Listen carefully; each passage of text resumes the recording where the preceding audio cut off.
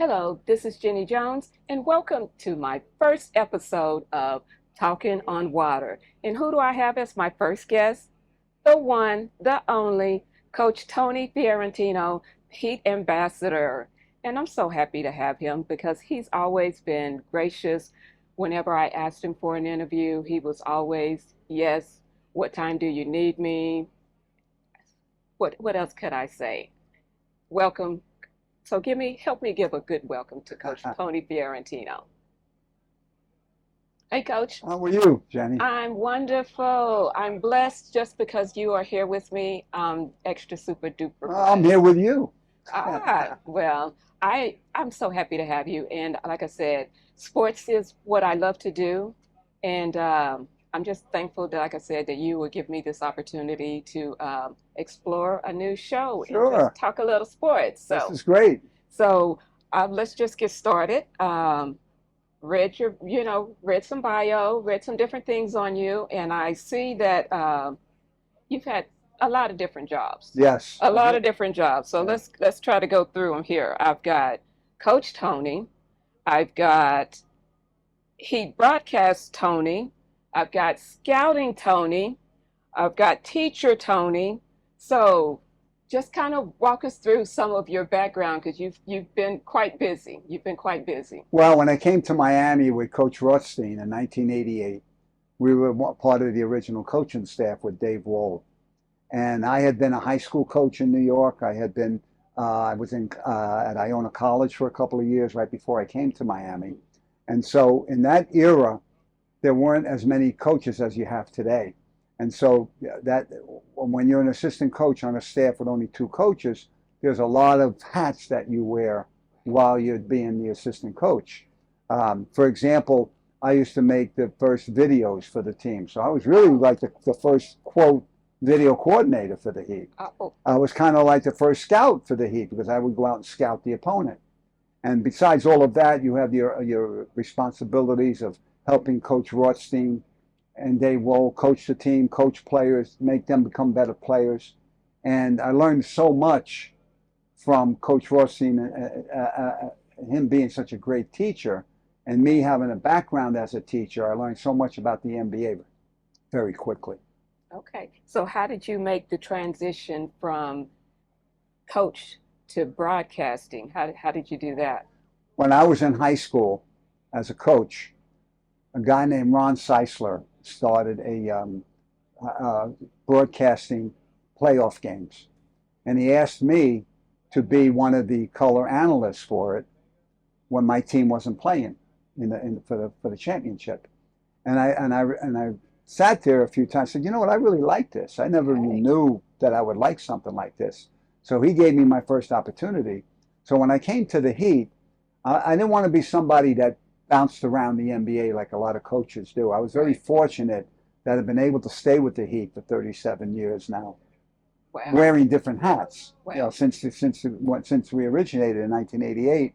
So when Coach Riley came, it was 7 years into the franchise, and I had a little get together with him. We had a little discussion, and I told him my overall goal was to be on the air with Eric Reed. I would like to be a partner with Eric Reed, and I are very good friends.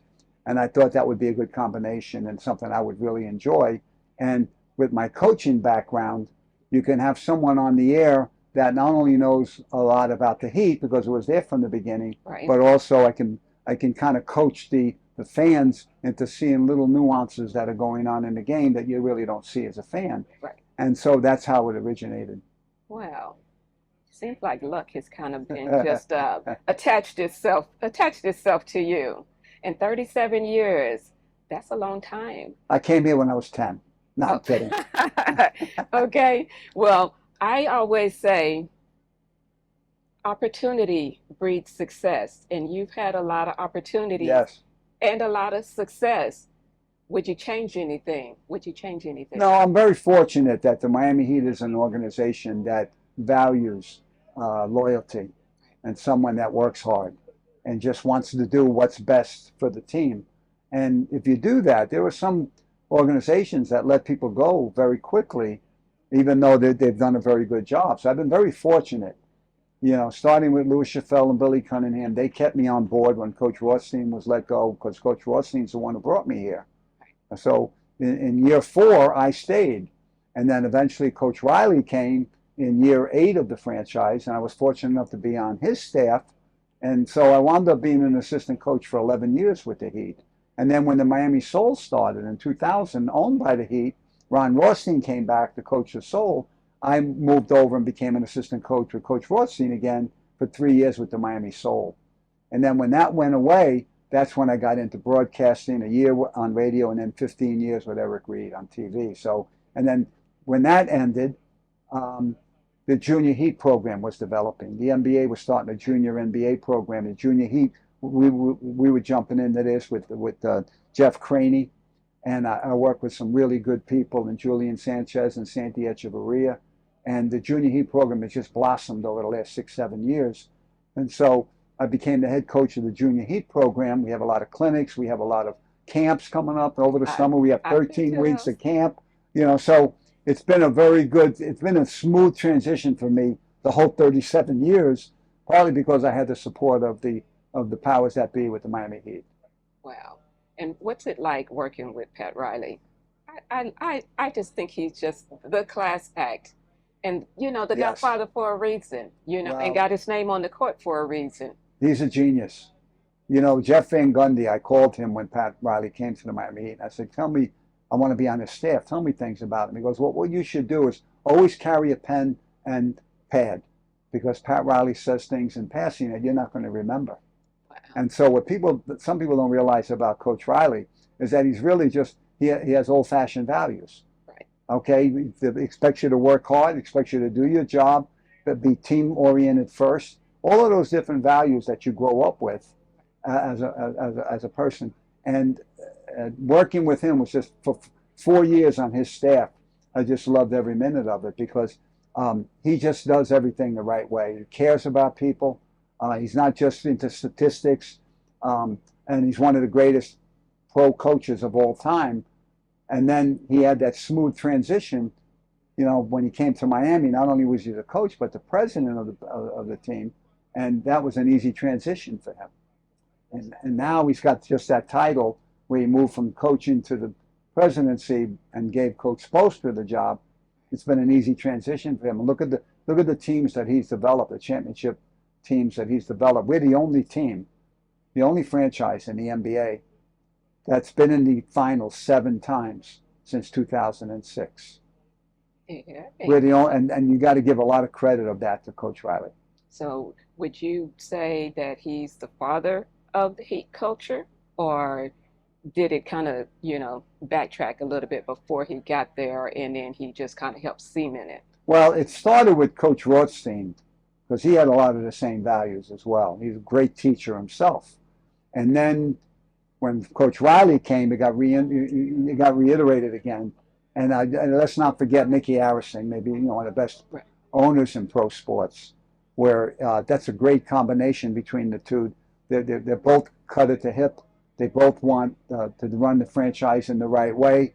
They both want to win, but they want to do it in the right way. And so I would say the two of them would be in that category. Okay. So give me 2 seconds here. The term white hot, where did that come from? I mean, it's like it's just natural now, because we've seen it on the T-shirts. We've seen where the stadium is blanketed with the white hot T-shirts. Right. Where did white hot come from? I think we were the first team in the NBA to do that. You see a lot of teams now in the playoffs; they're all wearing the same color shirts. Right. I think we were one of the first teams to do that, and I think it came out of the marketing department with Michael McCullough. I think it might have been his idea. At least I remember it that way. And it started, we had Back in Black, we had then White Hot caught on.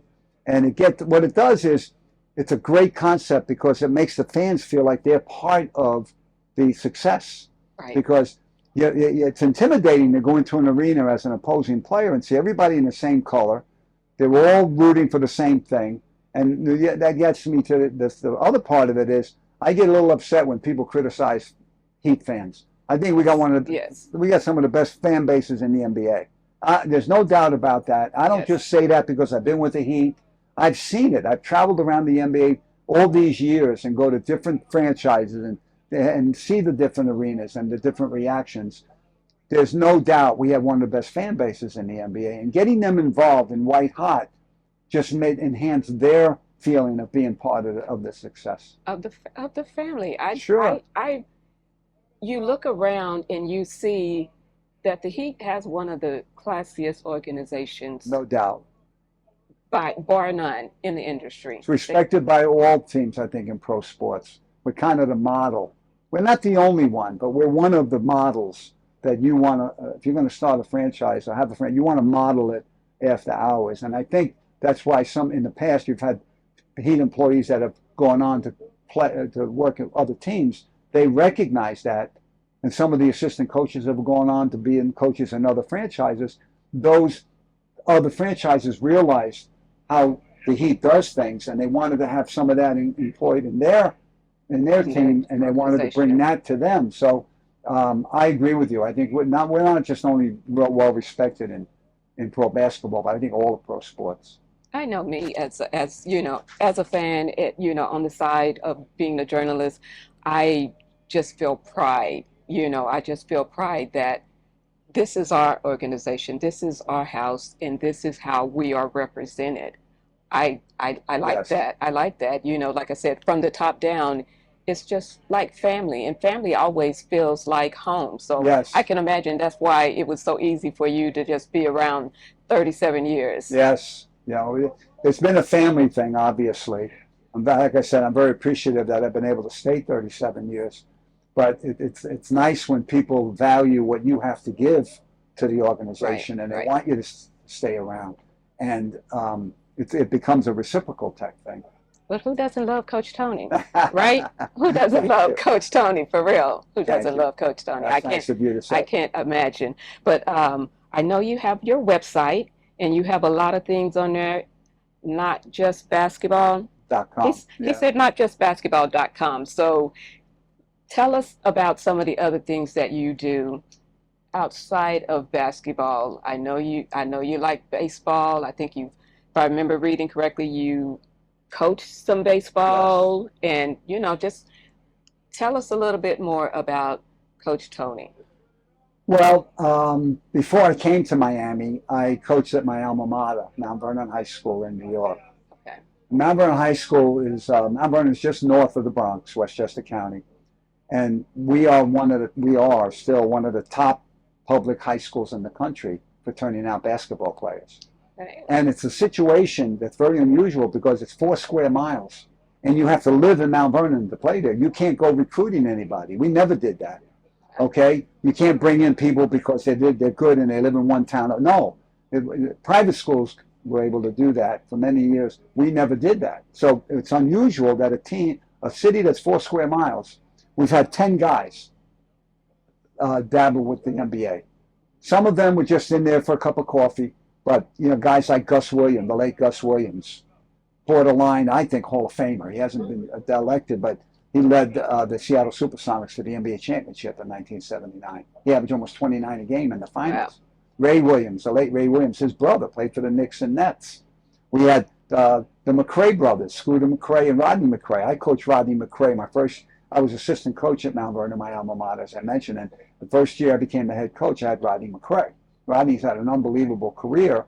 He even has he was on the Olympic team that won, that didn't go to Russia, but they boycotted in 1980. He's got an NCAA championship ring with Louisville. He won an NBA championship with the Bulls. Just an unbelievable career. You had Earl Tatum. They called him the Black Jerry West. He was a great shooter. All right, he played in the league. Lowe's Moore played in the league, and the most latest one was Ben Gordon. Ben Gordon's the only player in the history of the NBA. He's from my high school, who only player ever to be first year a rookie, and be rookie of the year and be the best sixth man in the NBA. Wow. So that's my background, and I coached baseball before that. Okay, I was a baseball player and a basketball player at Mount Vernon High School. And then I came back to coach the baseball team. We won the first championship in school's history. We went 22-2, 23-3. Then I moved over to basketball, and then we had had a very good career coaching at Mount Vernon. So you got that winning pedigree running through your veins right there, huh? Well, I've always been fortunate to have good players. The baseball program we had to redevelop. That was in a low part. But the basketball team, when I took over the team, we were ranked ninth in the country. I think it was. I didn't coach a high school game yet. We're ninth in the country. So I did have that pedigree with being around NBA players from my hometown. And so when I came into the NBA, it wasn't something that I was in awe of, but I was very excited to be a part of with Coach Rothstein. Right.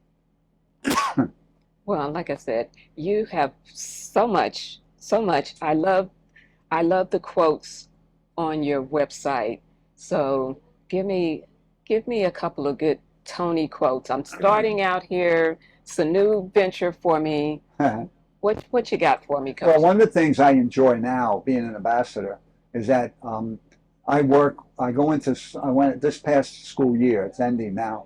Past school year, I went into 23 different schools, middle schools and high schools. Wow. And I represented the Junior Heat program along with Kapow, Kids in the Power of Work.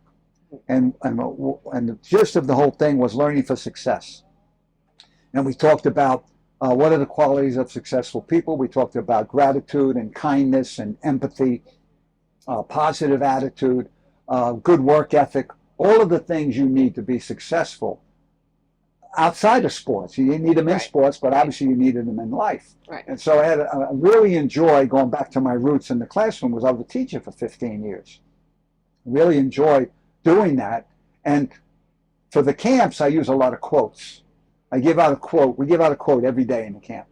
And I ask the kids to read, the campers, read the quote. We'll talk about it tomorrow. And look up who made the quote. Because a mind expanded never returns to its original state. Right.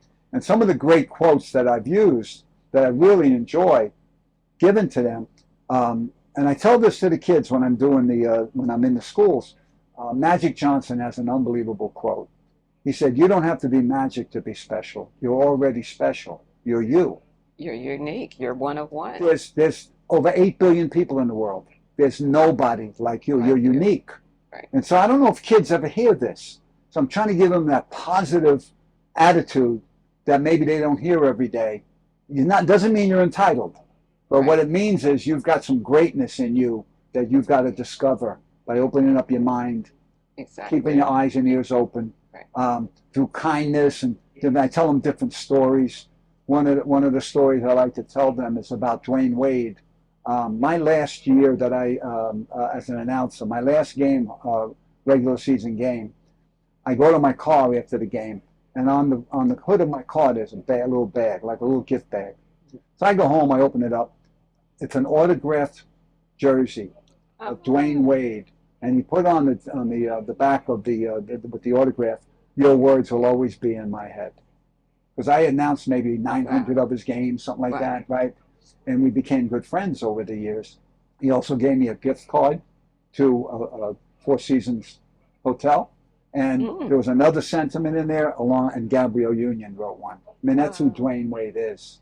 Yeah. You know, people know him as a great basketball player, but he is really an outstanding person. He's a good dad. He's a good husband. He's just a real good person. And when he retired, he had a meeting in the lower bowl with over 300 full-time employees of the Miami Heat. He told them how important they were to the success of the 3 championships and all the years. In the 4 years we went to the finals in a row. And he did something I've never heard before or since. He took a picture with an individual picture with every Heat employee. 3.5 hours he was in the media room. He stood up for 3.5 hours he understood what it means. That a lot of them had never met him. Right. And they would, there's always people behind the scenes that work, that help you be successful. The lady or the man on the elevator. He showed the gratitude. Right. He showed the appreciation of that. So the little things like that I like to tell the kids about. And I tell them stories about the best thing ever happened to LeBron James is when we lost to Dallas in 2011. He became a winner when we lost that series. Find a mindset. Because he didn't play real well. He was trying to please all the critics. And he finally realized, I can't do that. I got to be me. I got to do my thing. I'm going to listen to my teammates, my family, my coaches, people that care about me. And he was MVP of the finals the next 2 years. And so there's little stories like that that I can relate to the kids. And I use some of the quotes in my website, not just basketball.com. There's a bunch of pictures in there. There's Tony's Tales. I tell some stories. There's Tony's Tips, different things about basketball that young players and coaches can dribbling, pass, all those little things, fundamentals. Right. And then I have a section where there's a lot of quotes. So there's the next section where you have funny quotes. Well, give me a funny quote. I need some funny quote. Well, Tommy Lasorda, the great Hall of Fame manager for the Los Angeles Dodgers, he was a great guy, late Tommy Lasorda. He said, I was in a race with a pregnant woman. I came in third. But I'm little things like that. Really funny quotes. Yeah, because I think we need to laugh more. Yes. We're in some times that are unsettling, and we need to laugh more, and we need that inspiration. We need your inspiration. So well, that's why I enjoy going into classrooms now, because kids there's a lot of different mixed messages out there. Can you imagine growing up today, it's approaching teenage years? You're in yes. So they got to hear some positive things and give them examples of positive things and tell them that they do have the ability to do great things. It's inside. It's inside you. It's inside. And don't let anybody tell you you can't do that. And in the camps, we don't just teach fundamentals. We teach life skills as well. We talk about the kindness and the gratitude, and we talk about being on time and the 3 R's: respect yourself, respect others, and take responsibility for your own actions. Things like that. And so I think parents appreciate that. And one of my favorite sayings, basketball-wise, is practice doesn't make perfect. That's a misnomer. Practice makes permanent.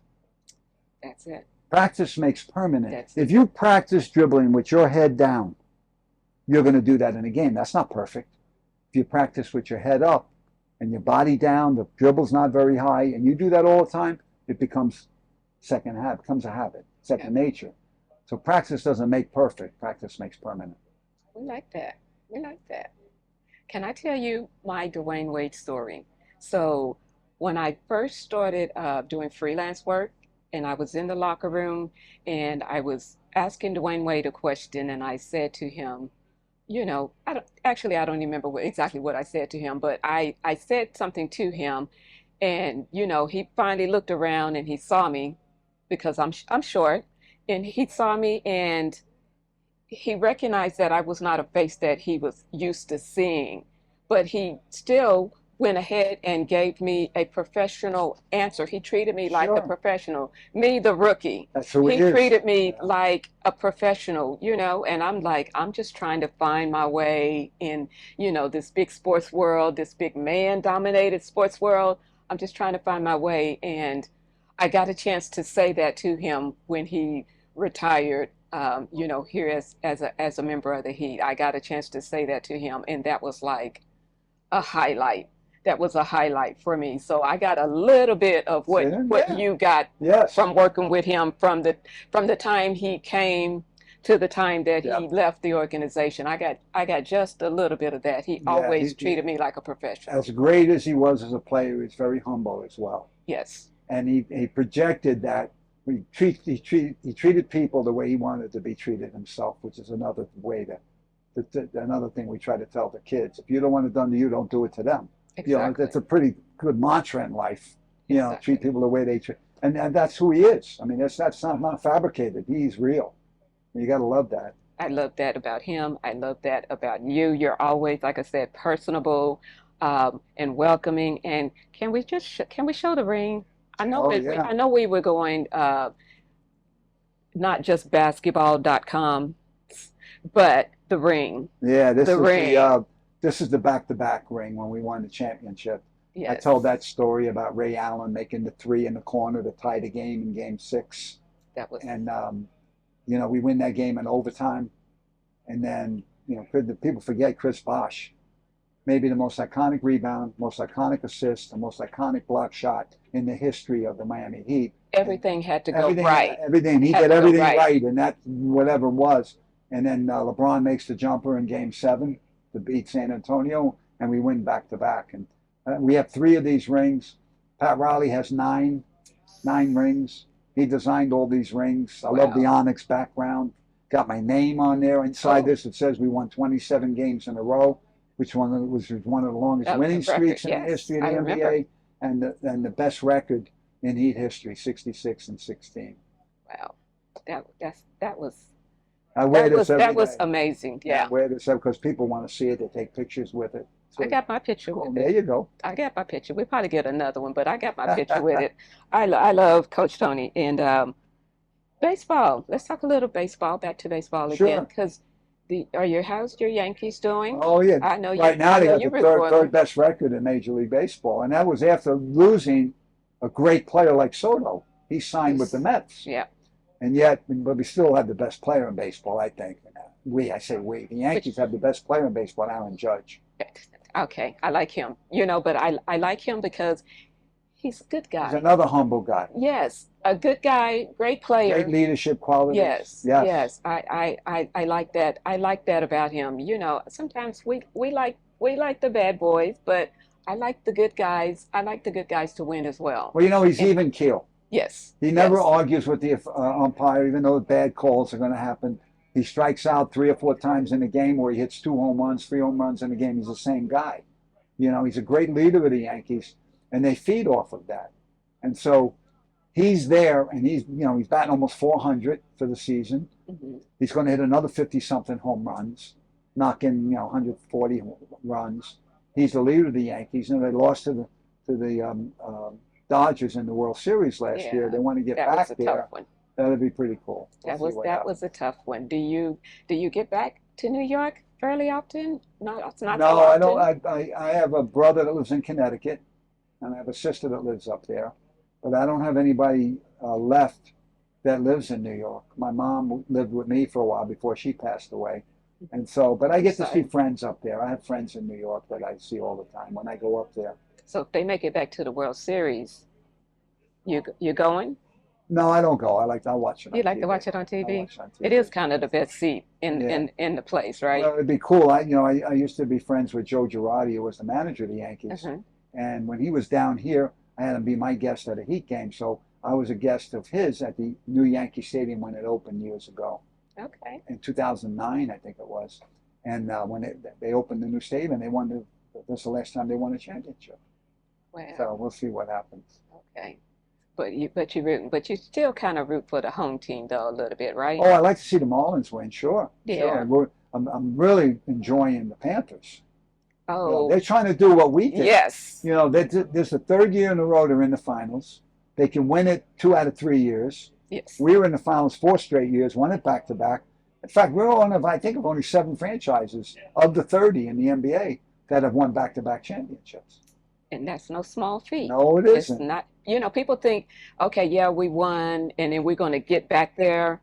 But Boston won last year Yes. and and they're out of it now. This would be the 7th straight year a different team would have won the NBA championship. And I'm going to throw it out there. I'm from Oklahoma, so I'm rooting for OKC. Well, I'm you know rooting who's for from Oklahoma? OKC. My favorite athlete of all time, Who? Mickey Mantle. Mickey Mantle. Mickey Mantle's from Oklahoma. Okay. I can get with I've that. been fortunate to be around some great players like Wade and LeBron, all these different guys, right? Udonis has them, but my favorite professional athlete of all time would never replace Mickey Mantle. Growing Wow. up in New York in the '50s, he was like a god. It was baseball. I mean, New York just kind of has that baseball spirit and that baseball Well, soul. the Yankees have won 27 World Series, Well, that'll so do it no, too. That'll do it they've been too. there 41 times. That'll do it And you too. look at the legacy of from Babe Ruth and Lou Gehrig up till now. I just love all of that. And my first recollection was when the Yankees beat the Braves in 1958. They were down 3-1 in the series with Braves had Hank Aaron, and the Gary, Braves yeah. beat the Yankees in '57. The Yankees came back from down 3-1. It's my first recollection of being a Yankee fan. The Yankees came back. I think they won 6-2 in that seventh game, and I was a Yankee fan. My dad was a Yankee fan, so I became a Yankee fan. But I've been one ever since. So just sports was somehow just in your blood, in your veins. Yes. So even from when you were little. Yes. Oh, wow. That's great. Let's see here. We talked about your teacher, WNBA. Do you think we can get another team here? Can you do something about that? I mean, Well, do I you know can't do some anything people? about it, but we had it for 3 years, and that was 25 years ago, 23 years ago. We had it for 3 years, 2000, 2001, 2002, and then it went away because it wasn't working. But now, look at the popularity of it Of now. women's Yeah, basketball. I think it's time to bring it back. hey, 3 of my favorite years of coaching was with the Miami Soul because the women were so hungry to learn. We had Ruth Riley. Ruth Riley in uh, 2000, she makes the free throw. She's at Notre Dame. They're playing Purdue, I believe. Tie game for the championship, for the NCAA championship. She makes the two free throws and wins the game. We take her with the fifth pick. Mm, It was my job with the Soul to work with the inside players, the big players. okay. So I worked with her. She came in. She was humble. She wanted to learn. There was no, I'm entitled or anything like that. And now she's a very important person in the front office with the Heat, with analytics and all Yes. different things. Yes. She's had an unbelievable career. She's in the Women's Basketball Hall of Fame. She just won, I think, another award that she's being honored in early June. Um, and so that experience working with Coach Rothstein again and with the women, very gratifying because the women really wanted to learn. They ate up all the little things that we did with them with their workouts. And Jenny Busick was great to work with. Jenny Busick is an assistant coach with the Indiana Pacers now. Ah, I always okay. thought it was either her or Becky Hammond. It may still happen. I thought one of the two would be the first woman head coach in the NBA. That I still think might it's happen. I think it's coming. I Still think might it's it might coming. happen. I think it's coming because we are seeing the tides kind of turn because you've seen coaches in the NFL. So Yes. I think we are graduating and working. We are working towards something, some more women And why not? If empowerment. they're qualified, why not? Because basketball is basketball. I mean, I know the women played with a smaller ball. Why do they do that? Do you Well, know? the players when we were doing it didn't like it because European basketball they play with a normal ball. So when Uh, Europeans came to here to play in the WNBA, they had to make an adjustment with the smaller ball. They'd rather play with a regular ball. So I don't know why. I guess they feel it's better for the lady. Maybe they'll graduate into or elevate it someday to yeah, use a regular basketball, because basketball regular size. is basketball, whether you male or female. I understand the men being, stronger and, more dominant and different things like that. So I see, the women's league, men's league. Okay, fine. But yeah, basketball is basketball because when you coach it, you teach it the same because you work with little girls and little Yes, boys in yes. your junior We have camps. boys and girls in camp from 7 to 17, right? If anybody's interested, juniorheat.com. We got 13 weeks of camp. We have 4 sites. We have Slam, which is high school, which is right near Marlins Park, downtown Miami. We have the arena. We're going to be there for 2 weeks, which is everybody's favorite place. We go to Cooper City High School in Broward, Okay. okay, and we go to Deerfield Beach pickleball. It's a big place Ah, with 6 courts, okay. and we go up there for 2 weeks. So we've got 4 different sites, and as I mentioned to you, we don't just teach basketball fundamentals. We teach life skills. Right. They play 2 5-on-5 games every day. We have basketball cards that we give out if you win 3-on-3. If you win some shooting contests, there's usually a Heat player or a Heat legend there every week where they take a picture with the Besides campers. you, there's another Heat legend, right? There's a Heat legend or a basketball player there every week. They take a picture, they give autographs, and they also speak to they answer questions.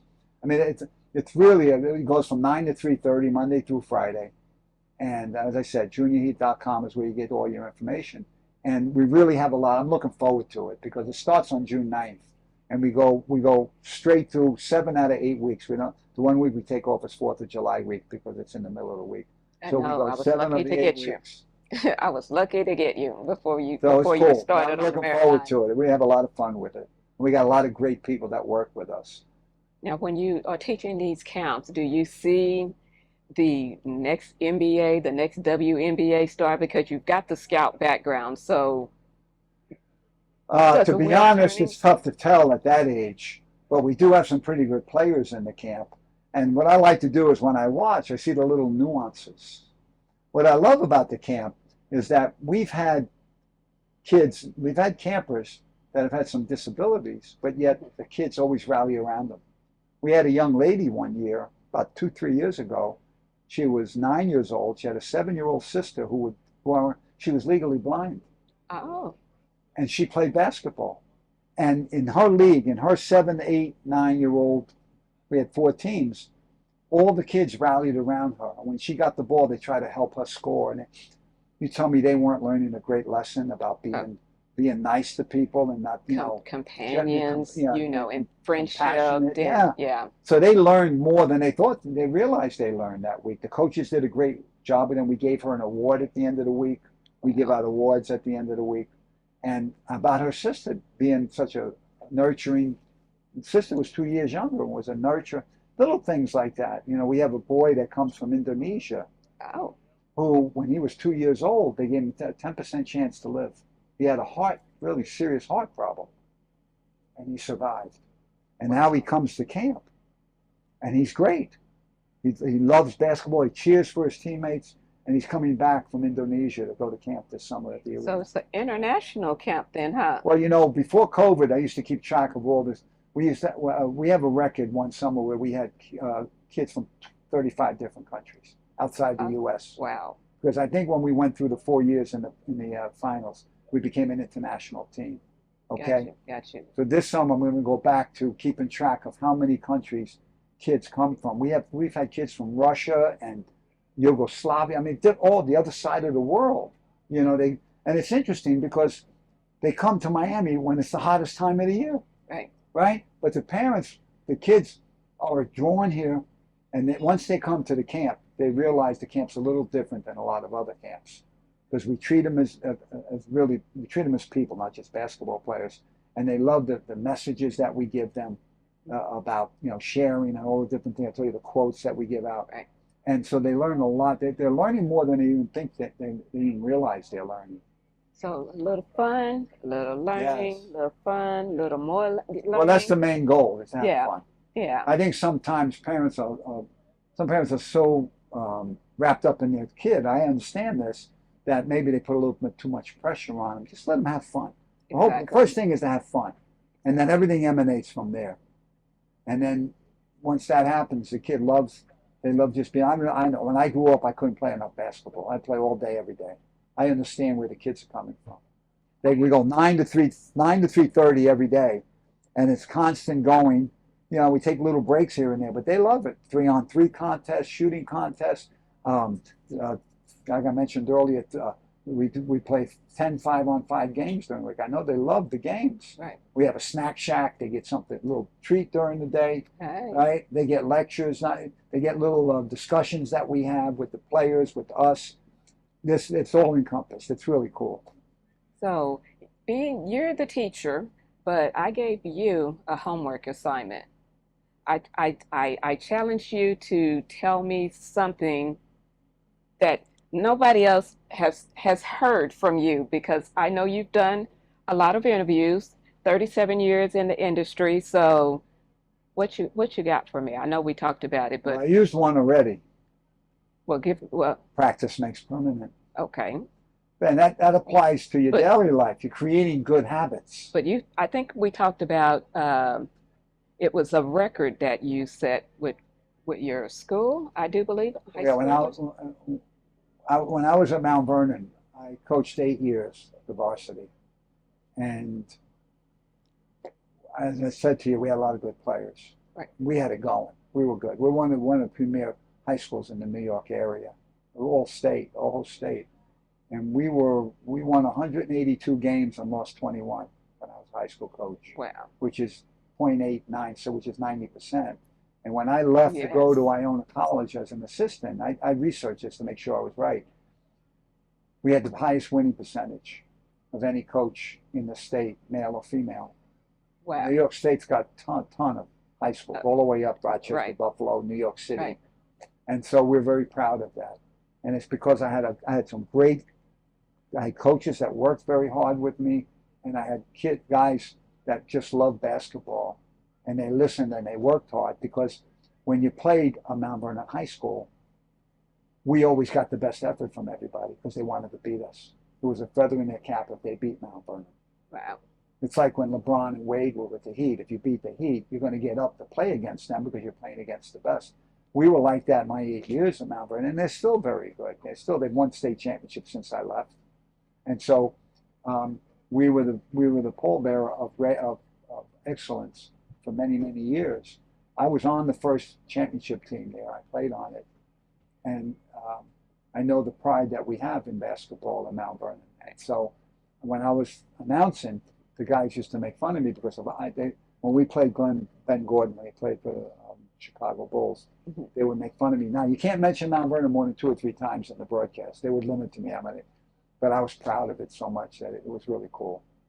Well, you, sir, have had just a storied life. I hope that it's been everything from me look on the outside looking in, that it's been as rewarding to you as me just reading about it and hearing about it from you. That amazing.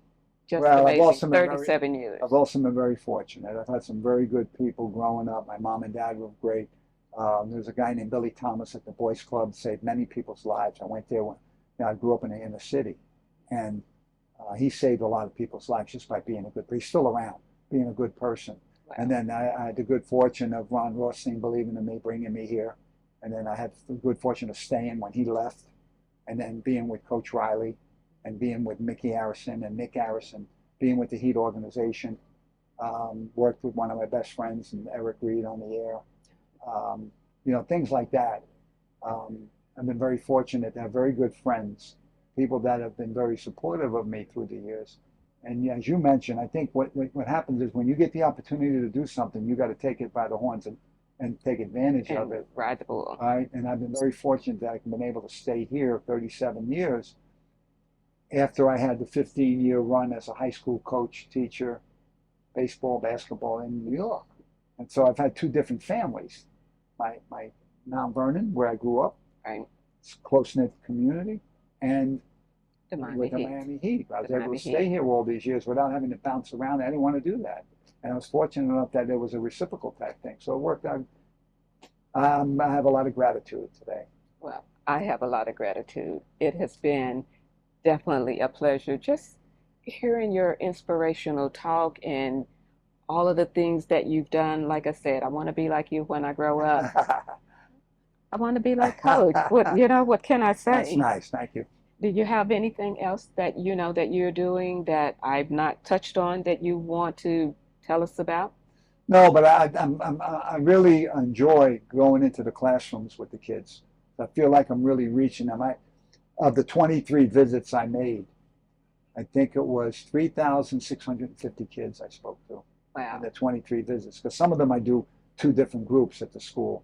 I had one group where we had 730 kids in the auditorium. And it's better with the smaller groups, but it works. Because you can be more hands-on. Yeah, and it works. And the kids, we tell them it's not a lecture, it's a discussion. And so we get into it, and we start asking them different questions, and the kids start opening up, and it's really cool. That I feel is very important. That work I feel has been very important for me. I see the light in the glow And when you're talking about the kids. And the junior heat in the community is very important. Are you guys going to start doing maybe some more up in the Broward area? Because Deerfield is kind of way, way out. And well, I go to Broward and Dade for the schools. I go down to Monroe County. Okay. Sometimes I'm up in Palm Beach. Okay. And we do have 7 weeks of camp. 5 at Cooper City High School and 2 at Deerfield Beach. So there's 7 weeks up there. Okay. And there's 6 down here in Miami. I didn't realize you were going that far. Yeah. So wow. Yeah. So you're getting your travel in. Yeah. Well, we're hoping to develop young Heat fans. So I do that both in the court, with the camps, and in the classroom when we talk to them. I wear my junior Heat outfit, and I get them to they identify with it, and Right. I think it helps them. I think it's very positive and very good when kids have a passion for sport. When Yes. they, I can understand why a kid wants to play basketball. You mentioned earlier, he wants to play basketball all day, or he wants to play baseball all day, or they get into some of the kids that sometimes we're in camp and there's a break and we have some kids we're reading a book. Oh, It's really cool. Are you oh. kidding me? What was it? It was a, I know it was a NFL player, I can't, on the Eagles, that was he's sitting on the bench and he's reading a book. So education, get your Yes. education and, explore all of these different places that the books can take you. And then, do what you do on the field, The more you on the know, the court. further you'll go. Exactly. I like that. That might be a Dr. Seussism. I got it. It's not mine. I got it That's o somewhere. that's okay. It was perfect timing. So, again, why don't you tell us where we can find out about all the different heat camps and where we can come and see Coach Tony? Yeah, well, you come juniorheat.com. It's got all the information of all the camps. You can register. All of that is in there. When I do the stuff over the summer, over the winter, when I go into the schools, I put it on Facebook a lot. I take Okay. pictures, we take videos, and put it on Facebook. And um, they send out an email to all of the Board of Education in the counties and offer my services to come in and speak to them Gotcha. about success. And then they ask the schools, the principals and teachers to respond. And when they do, then we set up meetings where I can go into the schools. So that's how the whole thing works. Okay. So, next week The start ninth, yeah, almost, yeah. the almost okay Yep, week after next. yep, we get the Then next. Coach Tony's going to be locked up and busy. Yes, So, you want to come see him? JuniorHeat.com. yes. And your personal website. Tell them about your Not just personal website. basketball.com. There's a lot of great pictures in there with Wade, LeBron, a lot of guys, and there's a lot of good things. Say even something, and there's a section on the anti-bullying, which I talk about in the Right. schools.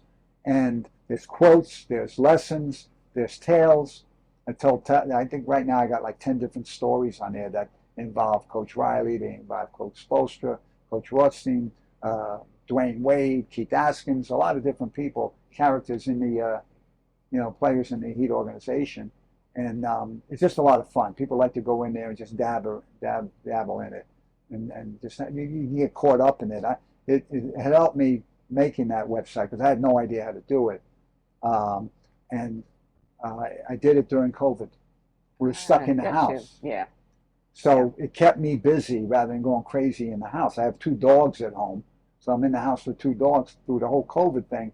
And every day I worked on it, and every day you refined it, and every day, and I got GoDaddy. I got involved with GoDaddy so I can put all of that on there. And so it's an interesting website. Yeah. Oh, well, since you brought up Coach Spo, I didn't want to let you get away without. I don't feel like I know he's a great coach. What's a good story that you have on Coach Spo? Um, Because he just seems like he's just well, a good, great guy. there's a funny story that I never even shared with Coach Riley. Uh-oh. No, it's good though. That's good. When Okay. when Coach Spo first came, Pat Riley would have Christmas parties at his house, and he'd invite the coaches, he'd invite the players, and Coach Spo would make videos. Some of them would be funny ones, some of them would be. So when Coach Riley first came, his wife Chris asked Coach Spo. He wasn't a coach then. He asked Spo, "Can you make a video of Pat because it's his 50th birthday?" Uh-huh. And she gave him a bunch of videos and pictures. So he put it all together. So he likes to put music in his videos. So he comes to me and he says, "What song should I use?" So I said, "Well, Coach Riley likes Motown. He Oh, likes the Temptations, like I do. I loved it. I love Motown. Grew up on Motown." And so I said, "How about the way you do the things you do?" So he makes the video. He uses the song, "The Way You Do the Things You Do." Eddie Kendricks is the lead singer, right? And um, so Coach Riley loved it, obviously. right. Don't you know? One day we were at LaSalle High School for a few years before they built the arena. That's where our base was. We practiced there every day.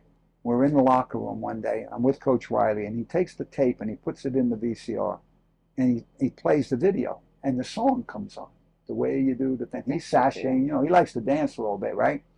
So after it's done, he looks at me. Coach Riley looks at me and he goes, "Boy, that coach Spolsters." He said, "Eric's got soul." And I said, "Yes, he does, Coach." Meanwhile, I didn't tell him that you were the I was the teacher one of who the soul. recommended it to him. So years later, I'm on the Heat plane, flying with the team.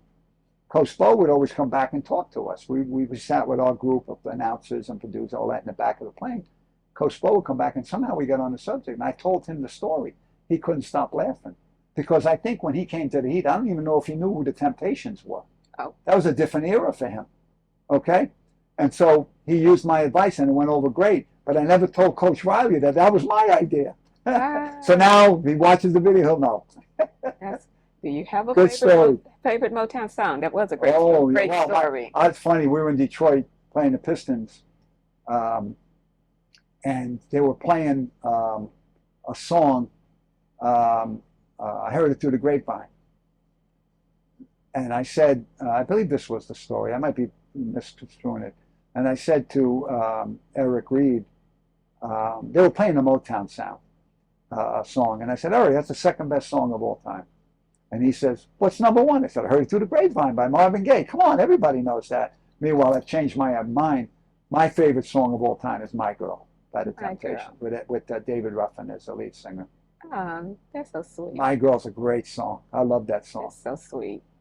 If you're down a little bit, just play that song. You play the way you do the things you do. That's a great song too. Okay. "My Girl." So can I be your girl? My Girl. Right now you are. Okay. There you go. That's it. All right. Well, Coach Tony, thank you so much. You're welcome. This was great. Thank you. I appreciate it. That was fun. I'm Jenny Jones, if you didn't know. But I hope that you got some good stuff that you picked up from Coach Tony, whether you got a quote, some inspiration. JuniorHeat.com. You want to get your kids involved. So, until next time, I'm Jenny Jones.